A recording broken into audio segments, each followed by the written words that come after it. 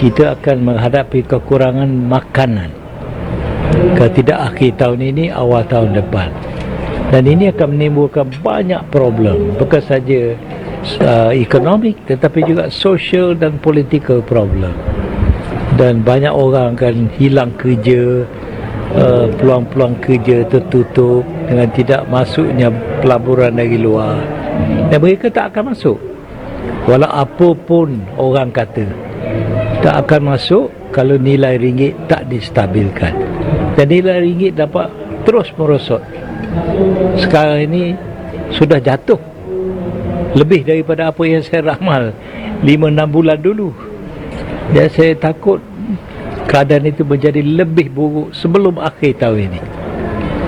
Dan saya rasa susah. Sebelum ini, laporan media menyebut jangkaan itu berdasarkan perkiraan oleh Organisasi Bank Dunia, Pertubuhan Bangsa-Bangsa Bersatu PBB dan IMF. Sebanyak 42 buah negara sudah disahkan mengalami kelumpuhan ekonomi, dan angka itu... Beberapa tahun terakhir, hubungan antara sebagian warganet Malaysia dan Indonesia... Oke, halo, Assalamualaikum warahmatullahi wabarakatuh. Selamat berjumpa kembali bersama channel Novi Story. Oke, senang sekali bisa bertemu dengan teman-teman semuanya. Oke, satu buah video yang reaction kali ini dari Hippo Academy. Jangan lupa di subscribe channel Hippo Academy dan juga tentu saja channel saya, Novi Story. Oke, topik yang menarik kali ini adalah bahwa Malaysia sekarang krisis pangan ya. Beras mahal, kelapa mahal, kemudian ringgit jatuh sehingga barang-barang itu menjadi mahal. Oke, langsung aja kita saksikan seperti apa kelanjutan strategi Malaysia dalam menstabilkan pangan mereka. Sempat memanas.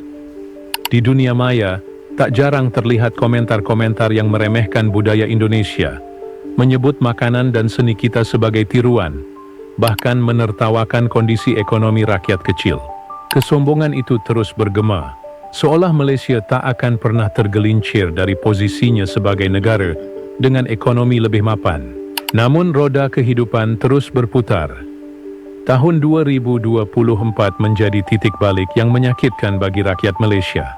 Perlambatan ekonomi global, melemahnya nilai ringgit, dan lonjakan inflasi membuat banyak keluarga di negeri jiran itu terjerembab ke dalam kesulitan yang amat nyata. Dari kota besar hingga kampung kecil, jeritan lapar mulai menggema. Menurut laporan Department of Statistics Malaysia, pada akhir 2024 tingkat inflasi makanan di Malaysia mencapai 6,3%, yang menjadi yang tertinggi dalam satu dekade terakhir. Harga beras, ayam, dan telur makanan pokok rakyat melonjak tajam. Warga mulai mengeluh karena upah mereka tak lagi mampu membeli kebutuhan harian. Di media sosial, pemandangan yang dulu penuh ejekan berubah drastis. Beredar video warga Malaysia menangis saat melihat rak supermarket kosong atau harus antre berjam-jam untuk membeli minyak goreng bersubsidi. Bukan lagi hinaan pada tetangga, melainkan curahan duka dan doa minta pertolongan. Banyak restoran kecil terpaksa gulung tikar karena tak sanggup menanggung biaya bahan baku yang terus meningkat. Seorang pemilik warung di Johor Bahru mengaku dalam wawancara dengan The Star bahwa penghasilannya turun 70% dalam 6 bulan terakhir. Kami bahkan tidak bisa makan seperti biasa, apalagi berjualan, keluhnya. Ironisnya, dulu ada suara-suara lantang dari sebagian masyarakat Malaysia yang meremehkan TKI, menyebut mereka tidak layak, dan menertawakan kerja keras mereka di sektor informal. Kini, banyak warga Malaysia yang justru melamar kerja ke Singapura untuk pekerjaan yang sama menjadi buruh kasar dan penjaga toko demi menyambung hidup. Kondisi ini mengubah cara pandang banyak orang. Ini fakta negaraku Malaysia. Sembang sana sini cakap besar, tak ingat dunia, tak ingat mati, kasihan rakyat Malaysia. Kelandangan di area Kuala Lumpur, siapakah yang salah di bab ini? Entahlah siapa. Yang salah adakah kerajaan Malaysia yang salah atau rakyat sendiri yang malas buat kerja? Nak ambil cara yang mudah tidur makan tidur, itulah fakta sesungguhnya negara Malaysia. Jadi inilah orangnya yang sekarang jadi Perdana Menteri. Apa dia buat? Setakat ini dia rajin. Duit kita pun dah tak laku. Dulu RM3.80 dapat $1 Amerika. Sekarang dekat RM55 baru boleh dapat $1 Amerika. Itulah kejayaan yang terbesar. Kita jadi miskin. Pasal duit kita dulu RM5 boleh beli banyak lagi. Lah ni RM5 nak beli cakap $1 Amerika saja. Itu kejayaan Anwar. Apa dia lagi kejayaan selain daripada kejatuhan nilai mata wang kita, nilai ringgit kita? Kejayaan yang terbesar ialah peningkatan harga beras. Harga beras dah naik dekat 2 kali ganda. Inilah ahli ekonomi yang terkenal di dunia. Dia janji nak turun harga semua barang. Tapi bila dia jadi Perdana Menteri, harga beras pun naik. Dan ramailah daripada orang kita kadang-kadang tak ada duit, tak ada nasi nak makan pun. Mereka mulai mengakui bahwa Indonesia yang dulu mereka remehkan kini justru menunjukkan ketahanan ekonomi yang luar biasa.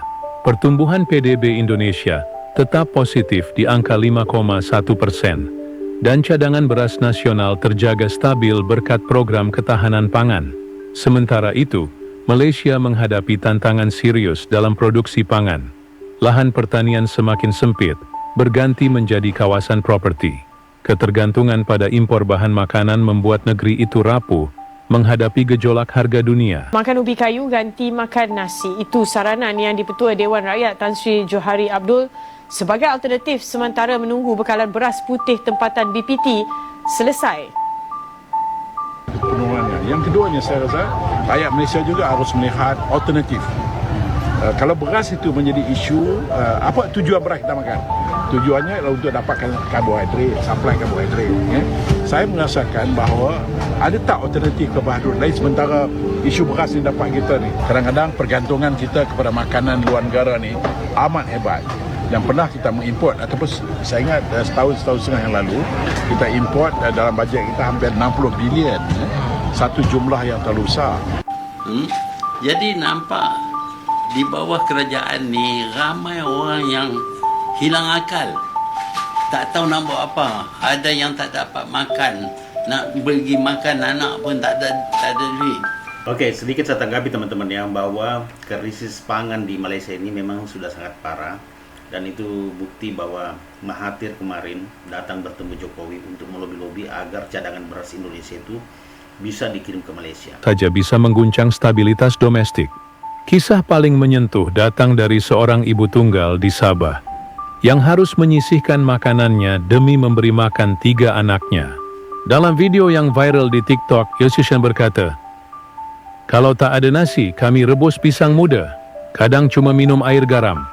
Saya tak malu bilang, kami kelaparan." Warga Malaysia yang dulu bersikap superior kini mulai membuka hati.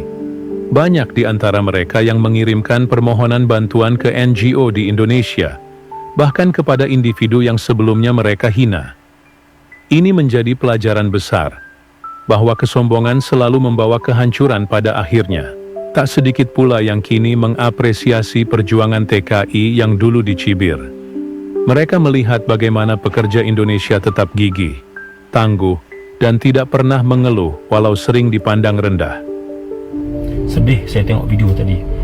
Rakyat Malaysia sekarang ni terpaksa beratur panjang. Tengok tu, panjang beratur hanya untuk mencari semangkuk Maggi sanggup. Betapa susahnya zaman sekarang. Kini, banyak warga Malaysia belajar bersikap lebih rendah hati karena kenyataan telah membungkam kesombongan masa lalu. Di sisi lain, solidaritas rakyat Indonesia luar biasa. Beberapa komunitas di perbatasan Kalimantan Utara bahkan membuka dapur umum untuk warga Malaysia yang menyeberang mencari bantuan.